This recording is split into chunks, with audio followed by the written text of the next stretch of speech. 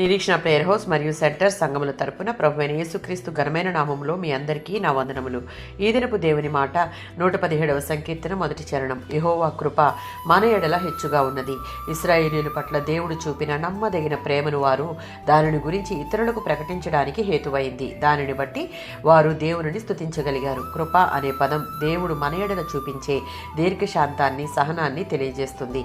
యెషయా గ్రంథం 24వ అధ్యాయం 15-16 వచనాలలో దేవుని తీర్పు తర్వాత మిగిలి ఉన్న కొద్ది మంది ఆనందంతో ఇశ్రాయేలు యొక్క దేవుడైన ఏకైక దేవుణ్ణి కీర్తిస్తూ పాటలు పాడుతారు. దేవుని యొక్క కృప వలన తమను నాశనము నుండి వారిని తప్పించి కాపాడినది దేవాది దేవుడే అని వారు గుర్తిస్తారు. 86వ సంకీర్తన 9వ చరణం.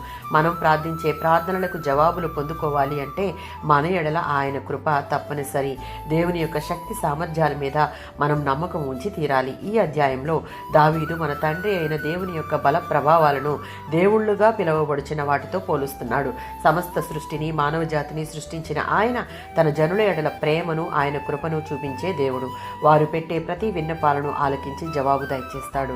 రాబోయే కాలంలో జనులందరూ ఏకైక నిజదేవుని స్తుతించి ఆరాధించుటకు ఆయన యొద్దకు వస్తారని దావీదు ఇక్కడ ప్రవక్త వలె చెప్తున్నాడు.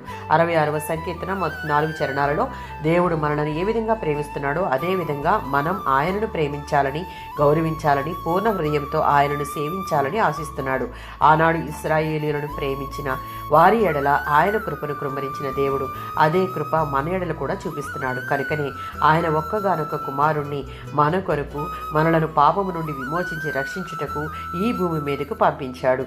ఉచితంగా ఆయన ఇచ్చిన రక్షణను నిర్లక్ష్యం చేయక కడవరకు ఆయనకు విధేయత చూపిస్తూ మన ఎడల ఆయన చూపే కృపను కాపాడుకోవాలి. ఆమేన్.